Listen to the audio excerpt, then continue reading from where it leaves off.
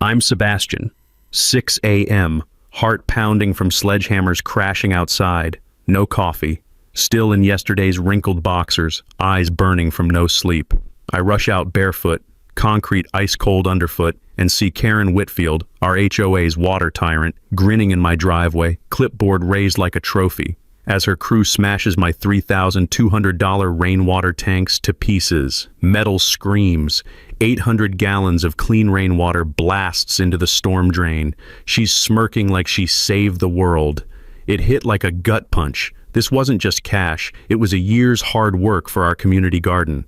She had no idea those tanks were the only water source feeding fresh veggies to 30 seniors who can't afford groceries anymore. She just starved 30 grandparents and started a war with a quiet off-grid electrician who despises bullies. Payback's coming, you won't believe it. Stick around, this gets brutal. What's the wildest thing your HOA did to you? Drop your horror story below. Best one gets a shout out next video. 6 months ago, I thought moving to Willowbrook subdivision was smart. Turns out, I just bought a front row seat to Karen Whitfield's personal dictatorship. I'm Sebastian, divorced electrician who traded a cheating wife for a 3-bedroom ranch and the dream of growing decent tomatoes. My grandfather survived the Dust Bowl by hoarding every raindrop. When I saw Texas lets you collect rainwater legally, I knew my first project. 3 months building an 800-gallon system. Custom gutters, food-grade tanks, first flush diverter to dump dirty runoff, UV sterilization because I'm not some backyard amateur. The metallic ping of rain hitting aluminum, the satisfying click of PVC connections, the fresh smell of new plastic, cost me $3,200 and 80 weekend hours of pure satisfaction. Knowledge nugget. Texas Water Code Section 11.101 makes rainwater harvesting a legal right. Translation: HOAS can legally kiss your rain barrels. Here's where I got sneaky. Behind our mailboxes sits 2 acres of community garden feeding 30 seniors who choose between pills and produce every month. Beverly Palmer, retired teacher, runs this operation where folks harvest enough vegetables to save $40 weekly on groceries.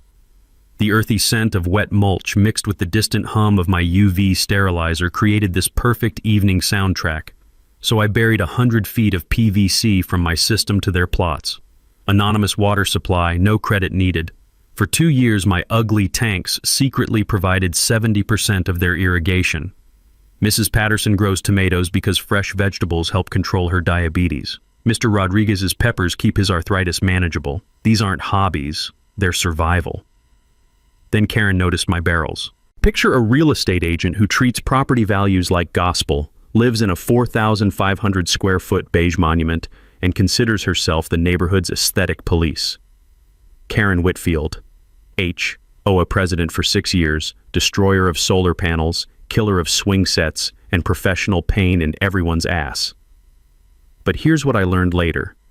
Karen's not just power hungry, she's financially desperate.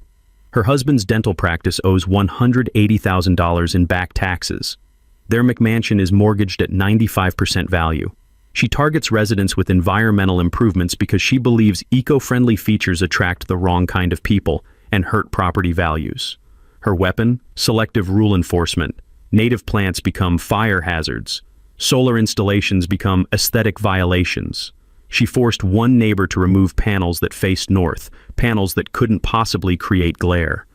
The pattern was clear. Green technology equals target. The certified letter arrived on a Tuesday, paper crisp with legal menace. Notice of aesthetic violation. My rainwater system violated visual harmony standards. $200 daily fine starting immediately. 48 hours to comply.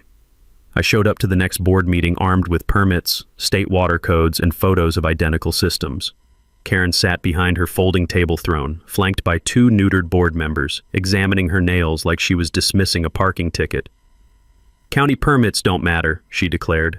HOA covenants supersede local regulations. These industrial containers damage property values and attract undesirable elements. The bitter taste of cheap meeting room coffee mixed with my rising anger as a dozen neighbors watched this performance. That's when Karen made her fatal error. She got personal. Maybe this will teach you to think twice about your hippie science projects. Some residents need to learn their place in this community. Dead silence. Even her lapdog board members shifted uncomfortably. Karen had just revealed her true motivation. This wasn't about aesthetics. This was about putting the uppity new guy in his place. She'd picked a fight with someone who'd spent 20 years troubleshooting problems. Walking to my truck, humid night air carried the sweet scent of tomato plants from the garden she'd never noticed. Those plants were about to die, 30 seniors about to go hungry, all because Karen couldn't stand someone actually helping their community. She thought she was teaching me about knowing my place. Instead, she'd just enrolled in a master class on consequences. Karen thought certified letters would scare me into compliance. She underestimated how stubborn an electrician gets when someone threatens his work. I spent the next morning researching, and what I found made me smile for the first time since this mess started. Turns out my grandfather wasn't the only one who understood water rights. The state of Texas does too. I'd read about the Texas Commission on Environmental Quality encouraging rainwater harvesting, but diving deeper into the legal code was like finding buried treasure. State environmental law doesn't just protect residential water collection. It actively overrides local regulations, including HOA covenants. Karen's legal threat was about as enforceable as a chocolate teapot, but she doubled down anyway. Day 2 of my supposed compliance period, Karen showed up at my door with backup, 2 board members flanking her like discount Secret Service agents. The morning sun blazed down while she waved a folder thick with official-looking papers, the crisp rustle of documents mixing with the distant hum of my UV sterilizer still running. "Mr. Hayes, we're prepared to file an injunction if you don't remove these containers immediately," she announced, loud enough for my neighbors to hear. "The association has consulted with legal counsel." I almost laughed. "What legal counsel? Your cousin who does divorce law." Her face flushed red, clashing with her perfectly coordinated beige outfit. "The firm of Mitchell, Brennan and Associates specializes in property disputes. They've assured us that aesthetic covenants take precedence over your supposed water rights." Any lawyer worth their bar card would tell Karen she was headed for a lawsuit she couldn't win, but I kept that thought to myself. Better to let her keep digging. That's when I realized this wasn't just about rules. Karen was targeting me personally. The acrid smell of hot concrete mixed with my growing understanding of her game. "You know what's interesting, Karen?" I pulled out my phone and started recording. "You've never complained about Jim's above-ground pool, which violates the exact same aesthetic standards. Or Patricia's solar panels, which are way more visible than my water barrels." Her backup board members suddenly found their shoes fascinating. "Those are different situations," Karen stammered. "Different how? Because Jim and Patricia don't challenge your authority?" Then her mask slipped completely, the moment that changed everything. "Listen, Mr. Hayes, this community has certain standards. We can't have everyone thinking they can install whatever industrial equipment they want. Some residents need to understand their place here." There it was. Pure, unfiltered control freak talking. That afternoon, I drove through the subdivision documenting every covenant violation Karen had ignored. Satellite dishes bigger than small cars, boats parked in driveways, garden sheds that clearly exceeded size limits. The pattern was obvious. Karen enforced rules like a dictator selectively and personally. Meanwhile, the community garden was dying. Without my water supply, Beverly and the seniors were hand-watering with buckets from home. I watched Mrs. Patterson, 78 with arthritis, struggling to carry a gallon jug to her tomato plants. Her gnarled hands shook under the weight, and the sight made my chest tight with rage. Karen was hurting vulnerable people to prove a point. That evening, I filed a formal complaint with the Texas Commission on Environmental Quality. TCEQ takes water rights violations seriously, especially when HOAs try to override state law. But I also started digging into Karen herself. Public records are beautiful when you know where to look. Karen's real estate license showed 3 ethical complaints in 2 years, all dismissed, but the pattern was telling. Her husband's dental practice had a $180,000 tax lien filed 6 months ago. Their McMansion was refinanced twice in 3 years. The woman wasn't just power hungry, she was broke. Karen's next move came 48 hours later, a citation on my door for excessive landscaping water usage during drought restrictions. Completely fabricated since my system actually conserved city water, but she was throwing everything hoping something would stick. The metallic taste of anger mixed with the sweet scent of my evening tomatoes as I realized Karen's real game. She wasn't just trying to remove my water barrels, she was establishing precedent that she could override state law whenever it suited her agenda. That night, I called Beverly Palmer and told her everything. The buried water line, Karen's threats, the crisis facing the garden. Beverly's voice went quiet before she spoke. Sebastian, 30 families depend on this garden. Mrs. Rodriguez hasn't afforded fresh vegetables since her husband died. Mr. Thompson's diabetes medication costs so much he lives on canned soup. This isn't a hobby, it's survival. The weight of responsibility settled on my shoulders like a lead blanket. This wasn't about property rights anymore. Karen had declared war on the most vulnerable people in our community. The next morning, I started phase 2 of my counterattack. Time to show Karen what happens when you mess with an electrician who really doesn't like bullies. Karen's social warfare began when my neighbor Jim mentioned that several residents were asking about my dangerous water hoarding operation. Dangerous water hoarding, like I was some doomsday prepper, instead of legally collecting rainwater that would otherwise flood storm drains. Karen had weaponized the neighborhood gossip network with surgical precision. Real estate agents know how to plant doubt, a whispered concern here, a raised eyebrow there. Suddenly, my environmentally responsible system became a public menace breeding mosquitoes, attracting rats, and threatening property values. The rumors got wonderfully creative. One claimed I was running an illegal car wash. Another suggested my tanks were contaminating groundwater. The smell of fresh-cut grass mixed with my growing realization that Karen was playing a much deeper psychological game than simple rule enforcement. At the next board meeting, she unveiled her masterpiece, an emergency safety assessment, complete with PowerPoint slides of mosquito larvae and disease vectors. The association has a responsibility to protect residents from health hazards, Karen announced, clicking through stock photos like she was delivering a CDC briefing instead of targeting one guy's rain barrels. I'd done enough electrical work in swampy Louisiana to know mosquito control. My system was sealed, covered, treated with mosquito dunks. Textbook perfect. But Karen wasn't selling facts. She was selling fear. Then came her nuclear option. The board has voted to authorize emergency removal at the homeowner's expense due to liability concerns. That's when something clicked. Karen had never researched what my system actually fed. She power-walked past the community garden twice weekly but never connected those thriving vegetables to my problematic barrels. Most HOA tyrants at least investigate before destroying things. Karen was operating on pure spite and assumptions. The next morning brought her escalation. A county code inspector at my door, looking apologetic. Someone filed a health hazard complaint about unpermitted water collection, he explained. I have to inspect. 15 minutes later, he was shaking his head in disbelief. My system exceeded every safety standard: proper first flush diverters, UV sterilization, sealed storage. He'd inspected hundreds of setups. Mine was textbook perfect. Whoever filed this wasted everyone's time, he said, filling out his report. Your system's safer than municipal water. Mind sharing who reported you? I handed him Karen's business card. The inspector's face shifted to weary recognition. Oh, her. 4th bogus complaint this month. Lady thinks code enforcement is her personal harassment service. But here's where Karen made her fatal miscalculation. She never considered what happened when my water stopped flowing.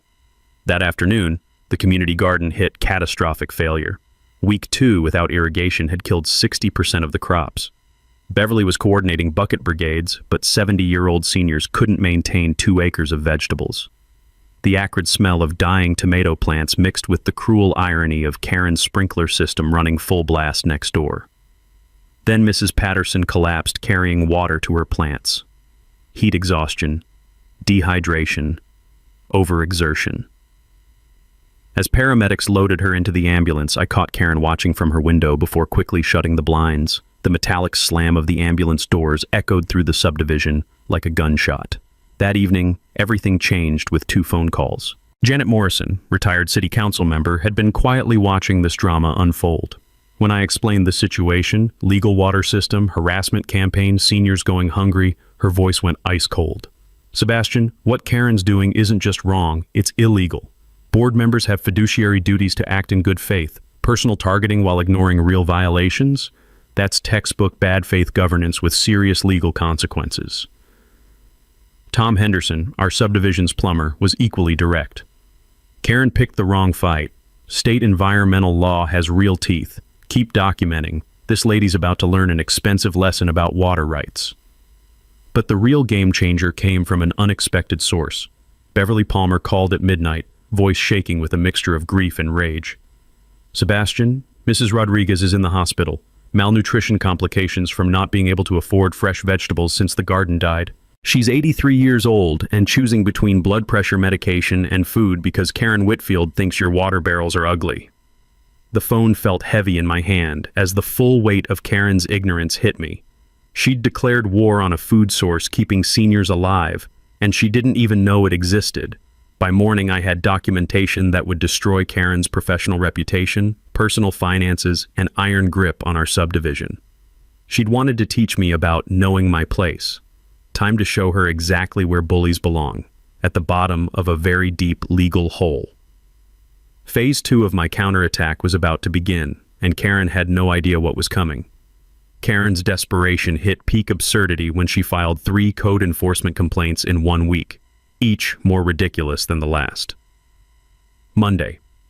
My electrical work was unpermitted and dangerous. Yet the same inspector who'd praised my water system now looked genuinely pissed checking my perfectly legal circuits. Every wire was code compliant, properly grounded, with permits dating back years. Tuesday, my rainwater collection violated drought restrictions. The inspector actually laughed at this one. Collection systems help conserve water during droughts, not waste it.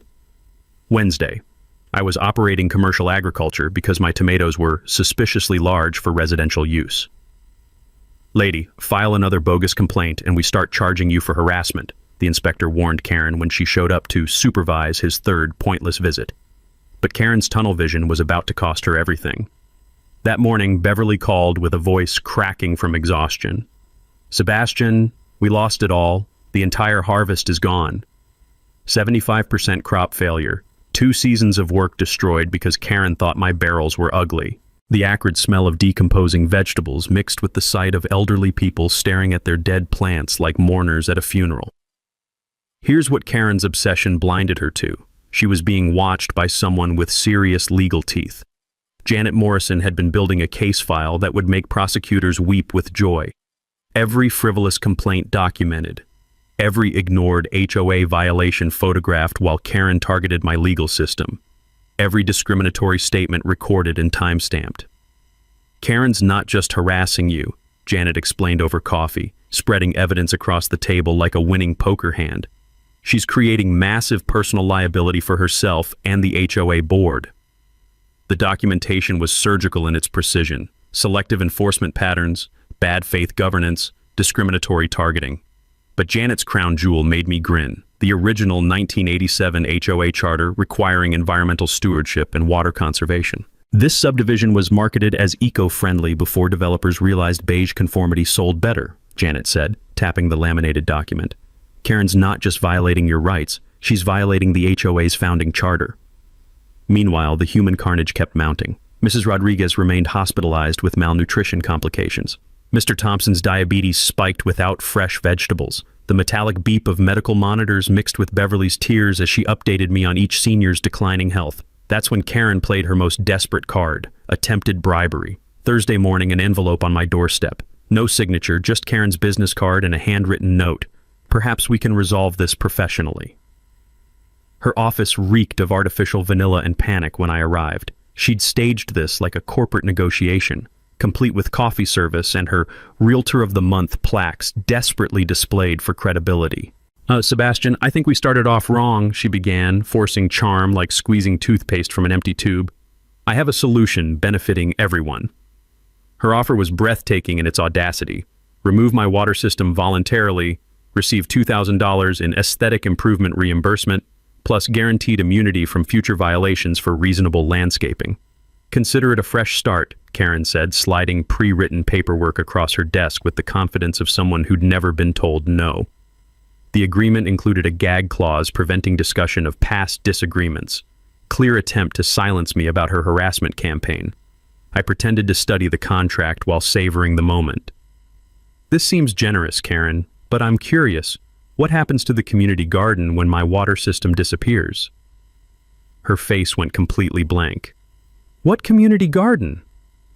Perfect. Absolutely perfect. The garden behind the mailboxes, Karen. 2 acres feeding 30 seniors who can't afford both medication and groceries. The color drained from her face like water from a broken tank as the full scope of her ignorance crashed down. I thought that was just decorative landscaping, she whispered. Decorative landscaping that kept Mrs. Rodriguez alive. Landscaping that managed Mr. Thompson's diabetes. Landscaping you murdered because my rain barrels offended your aesthetic sensibilities. I stood up, leaving her bribery agreement untouched. Thanks for the confession, Karen. This conversation's been remarkably educational. The walk to my truck felt like floating. Behind me, I could hear Karen's world imploding as she realized she'd just admitted to destroying a community lifeline out of pure, willful ignorance.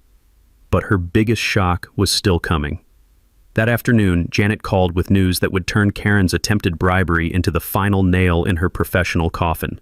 The State Environmental Enforcement Office is opening a formal investigation, Janet said, barely containing her excitement. Someone with serious legal standing filed a complaint about HOA interference with protected water rights. Someone? Beverly Palmer. Turns out retired teachers know how to research environmental law. Karen just tried bribing you the same day the state started investigating her for violating the Texas Water Code. Game, set, match. Karen had no idea the walls were closing in. Janet Morrison's 7 a.m. call made my coffee go cold. Sebastian, you need to see this. Now. Courthouse, 30 minutes. The Harris County Records Office reeked of old paper and broken dreams, but Janet's discovery was worth dragging my ass out of bed early. She had documents spread across the research table like evidence at a murder trial. Look at this beauty, Janet said, tapping the original 1987 HOA charter. Article 7, Section 3. All water conservation efforts shall be encouraged and protected as essential environmental stewardship. The words hit like a sledgehammer to the gut. Karen hadn't just been harassing me, she'd been violating the HOA's foundational law while sitting in the president's chair. It gets better, Janet continued, sliding another document forward. 1994 amendment attempt to weaken environmental protections. Required 75% resident approval. Vote failed spectacularly. These aren't guidelines, Sebastian. They're legally binding covenants Karen can't touch. My hands started shaking as the implications crashed over me. Every solar panel removal, every environmental harassment, every threat against my water system, all illegal under the HOA's own charter. But Janet wasn't done destroying my worldview. Texas Environmental Code Section 373.042, she said, showing me her phone screen. When board members knowingly violate environmental law, they become personally liable for damages, not HOA insurance, their personal assets. The fluorescent lights buzzed overhead while I processed this. Personal liability, Karen's house, her savings, her future, all on the table. Then Janet dropped the nuclear bomb. I ran financials on our dear president. Her husband's dental practice faces asset seizure in 38 days. They owe $180,000 in back taxes, house mortgaged at 97%. Karen's drowning in debt and getting desperate. The pieces clicked together like a perfectly wired circuit. The harassment, the escalation, the obsession with my water barrels. Karen was fighting for her financial survival. But here's the part that'll make you sick, Janet said, producing a contract that made my vision blur with rage. Karen's real estate firm holds exclusive development rights for any HOA common areas that become available for sale. The community garden. 2 acres worth $250,000 in commission at current market rates. Kill the garden, claim it's a failed liability, get board approval for development, and Karen saves her house. The taste of copper filled my mouth as I realized what Karen had been doing. Systematically destroying the garden's water supply wasn't ignorance. It was calculated murder for profit. She'd been starving seniors to pay her mortgage. She knew, I whispered. She knew the whole time. Gets worse. Beverly's environmental complaint triggered a state investigation. If they prove Karen knowingly violated the charter for personal financial gain, criminal fraud charges, plus personal liability for every senior who ended up hospitalized because she killed their food source. We're talking hundreds of thousands in damages, potential jail time, and complete professional destruction. The courthouse felt like it was spinning as the magnitude of Karen's exposure hit me. She'd gambled everything on keeping the community ignorant about their legal rights. Janet pulled out one final folder, thick with photographs. Every HOA violation Karen's ignored while targeting your legal water system. Satellite dishes, unpermitted additions, commercial vehicles. She's been trading blind eyes for board votes. I opened the folder and started counting violations. By page 3, my grin felt predatory. "How many?" Janet asked. 47 documented violations she's ignored while claiming my legal water system violates aesthetic standards. Janet's smile was pure shark. "Sebastian, Karen Whitfield just handed us enough evidence to destroy her professionally, personally, and criminally." Outside, storm clouds were gathering, promising the kind of rain that would fill my illegal water barrels, if I still had them. Karen was about to learn what happens when you corner a man who's got nothing left to lose and everything to fight for. Sleep was impossible. My brain buzzed like live wire, connecting all the pieces Janet had laid out. By 3 a.m., I was hunched over my kitchen table with a legal pad sketching Karen's complete annihilation. The coffee was cold, but the plan was hot. 3 phases: legal demolition, physical fortress, social warfare. Each designed to hit Karen where she thought she was untouchable. Janet Morrison was already weaponizing the legal system. Her ethics complaint to the Texas Real Estate Commission would destroy Karen's license for using her HOA position to profit from community property development. Real estate agents who pull that shit don't just lose licenses. They face criminal fraud charges. "The regulatory investigators are going to love this," Janet had said, grinning like a shark smelling blood. Karen handed us a textbook case of abuse of fiduciary duty. But I wanted more than Karen's professional death. I wanted her to watch her perfect little kingdom crumble in real time. Phase 2 was rebuilding my water system, but this time with enough technology to make NASA jealous. The new design would collect 1,200 gallons with cellular monitoring that uploaded data every hour. Flow rates, water quality, usage patterns, everything documented with court-admissible timestamps. The hardware store at Sunrise smelled like sawdust and revenge as I loaded PVC pipes and monitoring equipment. Tom Henderson met me there, practically vibrating with excitement. "Sebastian, this setup's going to be absolutely bulletproof," Tom said, studying my sketches over steam from his coffee cup.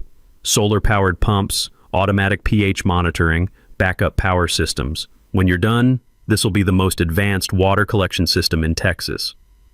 The electrical work was straightforward: motion sensors disguised as birdhouses, floodlights triggered by movement, cameras that would make Karen famous on YouTube if she tried anything stupid. 3 separate cloud backups meant her lawyer couldn't subpoena away the evidence. If Karen wanted to destroy my property again, she'd do it in 4K resolution with surround sound. But the real masterstroke was enlisting Beverly Palmer in social warfare.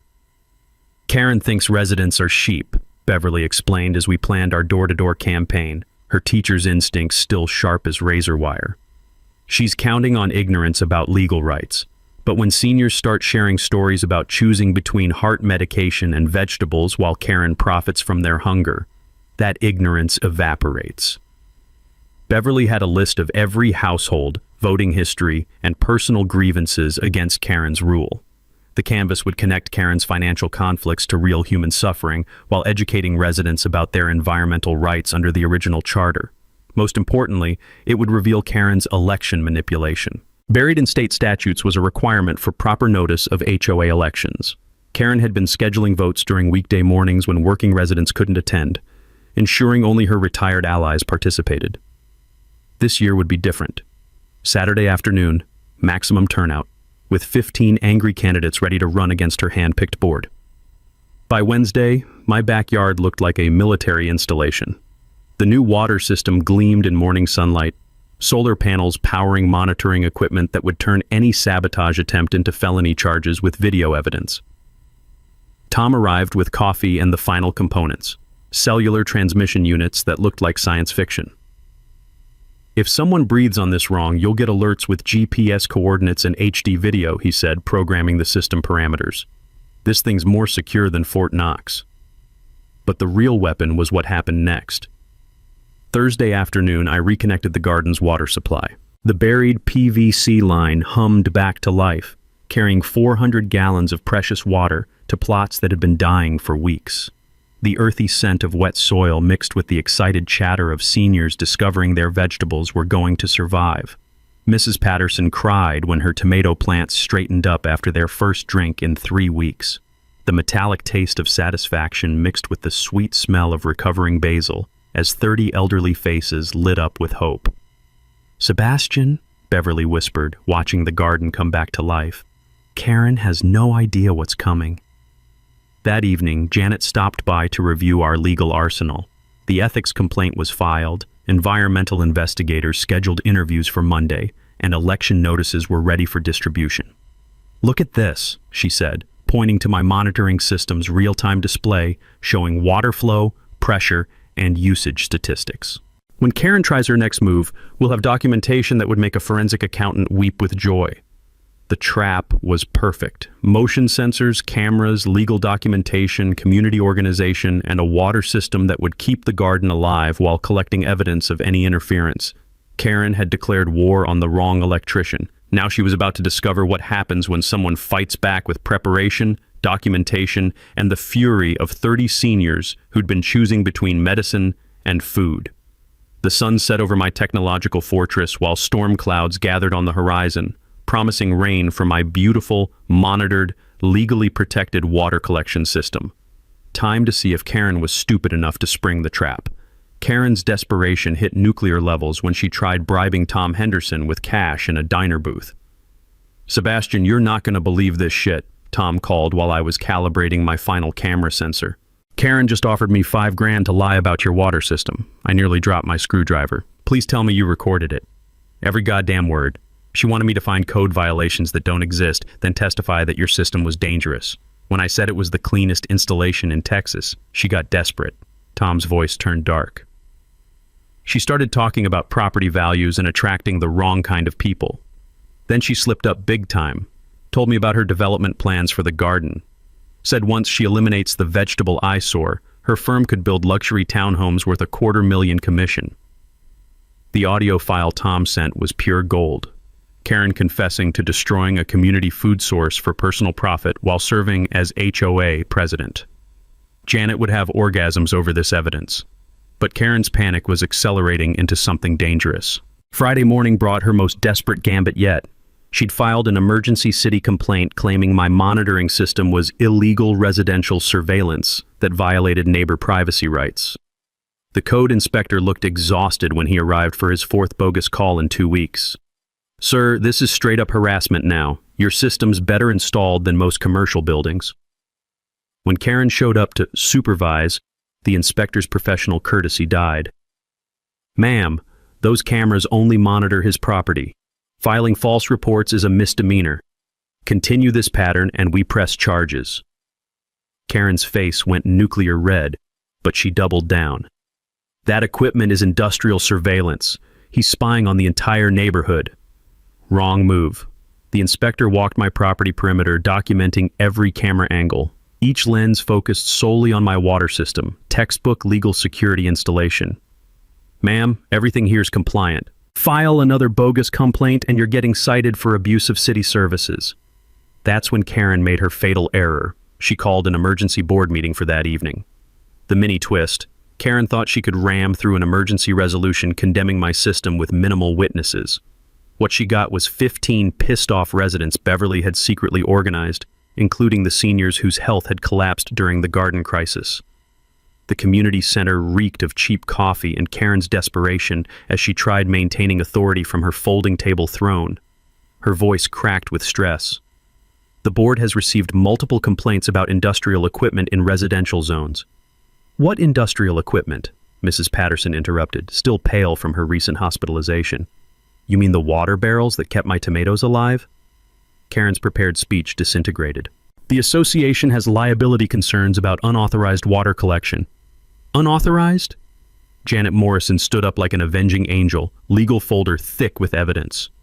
"According to the original HOA Charter, Article 7, Section 3, all water conservation efforts shall be encouraged and protected. Karen, you've been violating our founding documents for months." I I watched Karen's world implode in real time as Janet read the environmental stewardship requirements Karen had trampled while targeting my legal system. Furthermore, Janet continued with surgical precision, state environmental investigators interview residents Monday about HOA interference with protected water rights. Personal liability for board members starts at $5,000 per violation and escalates to $50,000 for willful violations. Karen's hands shook as she processed the financial devastation heading toward her already broke household. But the knockout punch came from an unexpected source. Mrs. Rodriguez stood slowly, her voice carrying 83 years of dignity and recent medical trauma. I spent 3 days in the hospital choosing between heart medication and food. That garden was my lifeline. You murdered it because water barrels offended your eyes. The silence was deafening. Karen's lip trembled as the human cost of her greed stared back at her. My counter-move. The election's in 2 weeks. Time for leadership that actually reads the documents they're supposed to uphold. Karen fled like her ass was on fire, abandoning her board members to face 15 furious residents demanding answers. But Karen's biggest mistake was yet to come. That night, she made one final desperate play. A move so stupid it would hand me everything I needed to destroy her completely. My motion sensors triggered at 2:47 a.m., flooding my backyard with LED brilliance, while cameras recorded in crystal clear HD. Karen Whitfield, HOA president and real estate professional, was creeping around my water system with a crowbar. The cellular alerts woke me instantly. I watched from my bedroom window as Karen attempted to damage my monitoring equipment, apparently believing she could eliminate the evidence of her harassment campaign. What she didn't realize was that every motion, every attempt at vandalism, was being uploaded to 3 cloud servers in real time with GPS coordinates and timestamps. Karen had just committed felony criminal mischief on camera while under investigation for environmental violations and real estate fraud. Game over. The police arrived at 3:15 a.m. to find Karen crouched behind my water tanks like a raccoon caught in garbage cans. Officer Martinez looked exhausted as he reviewed the crystal clear footage on my phone. Karen Whitfield, real estate agent and HOA president, attacking my monitoring equipment with a crowbar while muttering about illegal surveillance. "Ma'am, you're under arrest for criminal mischief," Martinez said wearily as Karen sputtered excuses about protecting the community from dangerous equipment. The metallic click of handcuffs mixed with Karen's increasingly hysterical protests as neighbors emerged from their houses to witness their HOA president's perp walk.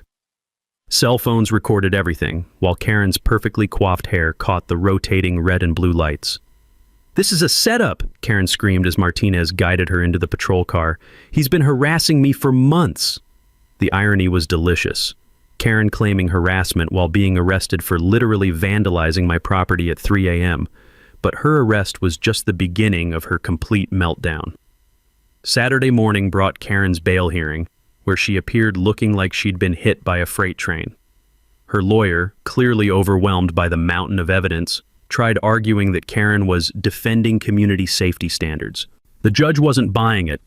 "Ms. Whitfield, you're charged with criminal mischief against legal property improvements that were repeatedly verified by city inspectors. This appears to be harassment, not community service." Bail set at $5,000. Money Karen's financially destroyed household could barely scrape together. While Karen dealt with criminal charges, the community was organizing her professional execution. Beverly Palmer had transformed into a grassroots campaign general, coordinating door-to-door visits that revealed the full scope of Karen's corruption. The story was spreading like wildfire. HOA president arrested for vandalizing water system that fed hungry seniors. 43 households have signed the petition demanding Karen's immediate resignation, Beverly reported during our Sunday strategy meeting. The state environmental investigators want to interview her about deliberate interference with protected water rights. But Karen's desperation drove her to one final catastrophically stupid gambit.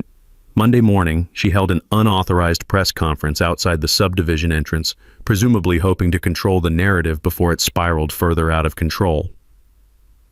"I've been targeted by a vindictive resident who refuses to follow community standards," Karen announced to 2 local news reporters and a handful of curious neighbors. "This man's illegal industrial equipment poses safety risks that the HOA has a duty to address." I watched the press conference from my truck, recording every word while Karen dug her grave deeper. "The truth is," Karen continued, her voice rising with desperation, Some residents think environmental rules don't apply to them. They believe they can install whatever dangerous equipment they want without consequences. One reporter asked the obvious question, Ms. Whitfield, city inspectors have repeatedly certified this water collection system as legal and safe. How do you respond to charges that you've been harassing the homeowner? Karen's mask slipped completely. Property values in this community depend on maintaining standards. We can't have every hippie with a hardware store fantasy thinking they can turn residential areas into industrial zones. The racist and classist undertones weren't subtle. Karen had just provided sound bites that would destroy her credibility with anyone possessing basic human decency. But her fatal error was what came next. Furthermore, Karen declared, apparently forgetting she was being recorded, the so-called community garden these people are defending is an eyesore that attracts undesirable elements. My firm has development plans that would benefit everyone by replacing failed landscaping with appropriate housing. Boom. Karen had just confessed on camera to destroying a community food source for personal financial gain while serving as HOA president. The reporters exchanged glances that screamed, "Holy shit, this story just got huge." That evening, Karen's press conference aired on local news with devastating commentary. The story positioned her as a corrupt HOA tyrant who deliberately starved seniors to profit from real estate development. HOA president arrested after targeting water system that fed hungry seniors, ran as the lead story, complete with interviews of hospitalized elderly residents and footage of Karen's 3 a.m. vandalism attempt. My phone buzzed with a text from Janet. Ethics complaint approved for full investigation. Real estate license suspended pending criminal trial. Karen's finished professionally. But the community wasn't done with their revenge. Tuesday brought the coup de grace. 30 seniors organized a water blessing ceremony around my rebuilt system, complete with local media coverage and statements about how rainwater collection had saved their lives during the garden crisis. Mrs. Rodriguez, recently released from the hospital, stood at my monitoring station with tears streaming down her face. This system gave us hope when we had nothing. Karen tried to kill that hope for money. The sweet scent of recovering vegetables mixed with the satisfied hum of my water pumps as the community reclaimed their narrative from Karen's lies. Election day was 5 days away, and Karen's political career was already dead and buried. Election Saturday arrived like Christmas morning for everyone who'd suffered under Karen's reign of suburban terror. The community center buzzed with energy I'd never seen before. 78 residents lined up to vote compared to the usual 12 of Karen's cronies. The metallic scrape of folding chairs mixed with excited conversations as neighbors who'd never spoken were bonding over shared Karen horror stories. Beverly Palmer had organized poll watchers to ensure no last-minute shenanigans, while Janet Morrison monitored compliance with state election laws that Karen had been violating for years. Karen arrived at noon looking like a ghost of her former self. No makeup, wrinkled clothes, and the hollow-eyed desperation of someone watching their world collapse in real time. Her usual entourage of bored lackeys was notably absent. Even they'd abandoned the sinking ship. The first shock came when vote counting began publicly, as required by law but ignored during Karen's previous election manipulations. Board position 1, announced the volunteer counter. Karen Whitfield, 18 votes. Maria Santos, 60 votes. The community center erupted in applause as Karen's stranglehold on the presidency evaporated. But the massacre was just beginning. Board position 2, Karen's nominee Rebecca Torres, 15 votes. Tom Henderson, 63 votes. More cheers. Karen's face went ashen as she realized the scope of her defeat. By the time all 5 positions were counted, Karen's entire slate had been obliterated by margins exceeding 70%. The board that had enabled her harassment campaign for years was completely eliminated. But Karen's humiliation wasn't finished. As the new board members were sworn in, Janet Morrison stood up with a thick folder containing months of documentation. Before we conclude today's proceedings, Janet announced, the community needs to understand the full scope of corruption we've just voted out of office. Janet's presentation was surgical in its precision. Every ignored violation while Karen targeted my legal water system. Every ethical breach, every abuse of authority, every instance of selective enforcement that violated the HOA's founding charter. Karen Whitfield didn't just harass one resident, Janet concluded. She systematically violated her fiduciary duties while profiting from community property development. This wasn't governance, it was organized theft. The crowd's angry murmurs turned to demands for accountability as the magnitude of Karen's corruption became clear. That's when Karen made her final, catastrophic mistake. "You people don't understand the sacrifices I made for this community," Karen screamed, standing up and pointing accusingly at the residents who'd just fired her. "I protected your property values from environmental extremists and undesirable elements." The room went dead silent as Karen's racist mask fell away completely. "That illegal water system attracted the wrong kind of people," Karen continued, apparently unaware that local news cameras were still rolling from the morning's election coverage.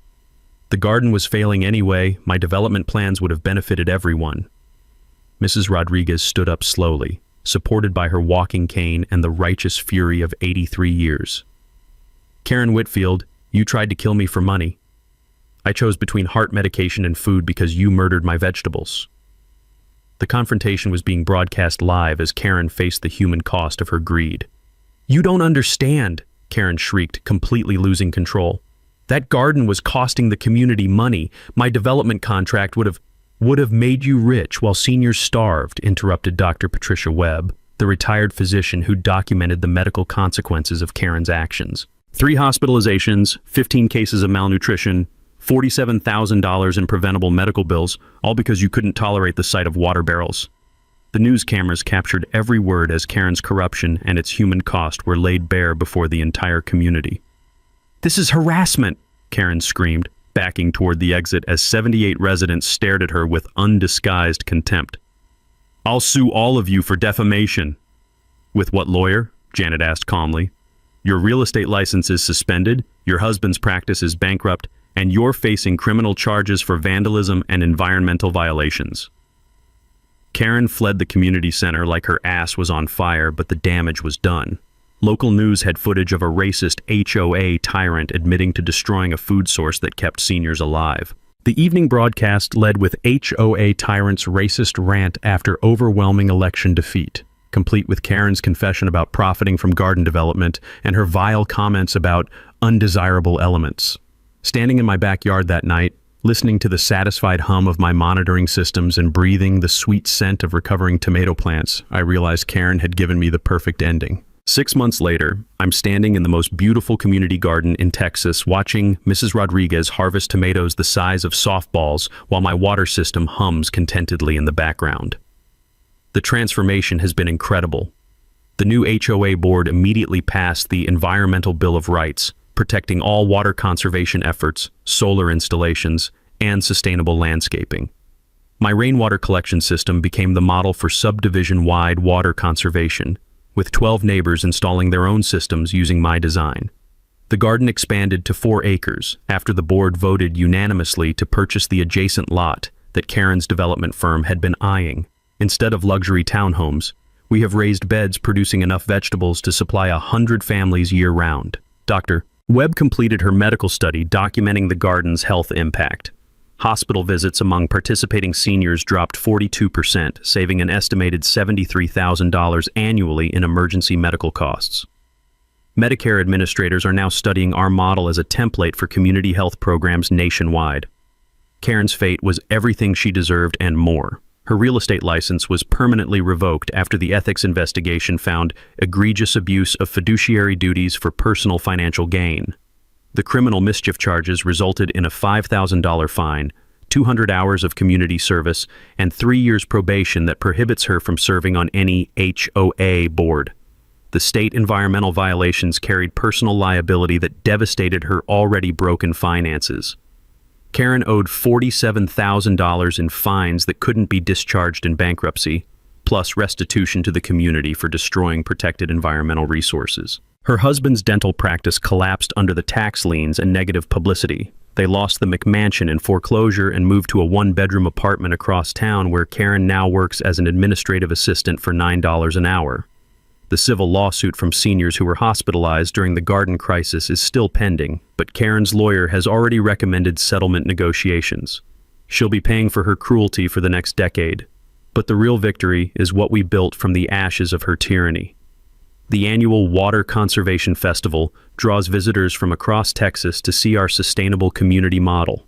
My water system has been featured in environmental magazines, and I've consulted on similar projects in 15 other subdivisions facing HOA environmental abuse. Most importantly, the seniors are thriving. Mrs. Patterson's diabetes is perfectly controlled with fresh vegetables supplementing her medication. Mr. Thompson lost 30 pounds and got off half his prescriptions. Mrs. Rodriguez, now 84, leads garden tours for visiting school groups and never stops talking about the electrician who saved our lives. Beverly Palmer was elected HOA president unanimously and transformed our subdivision into a showcase for environmental sustainability. We've won state awards for water conservation, community health initiatives, and innovative approaches to senior care. The Yayi, Sebastian Hayes Community Resilience Center, opened last month with funding from property value increases driven by our environmental improvements. The center offers free nutrition classes, cooking demonstrations with garden produce, and legal assistance for residents facing HOA abuse in neighboring subdivisions. Tom Henderson started a water systems consulting business that's booked solid for the next 2 years. Janet Morrison teaches seminars on HOA legal rights that have helped communities across Texas fight back against corrupt boards. As for me, I found something I didn't expect when I moved here 6 years ago, a real community worth fighting for. The sweet scent of basil and tomatoes mixes with the distant laughter of children playing in our chemical-free common areas. My monitoring systems still dutifully document every gallon collected and distributed, but now they're protecting abundance instead of defending against sabotage. This story went viral because it proves something important. Bullies only win when good people do nothing.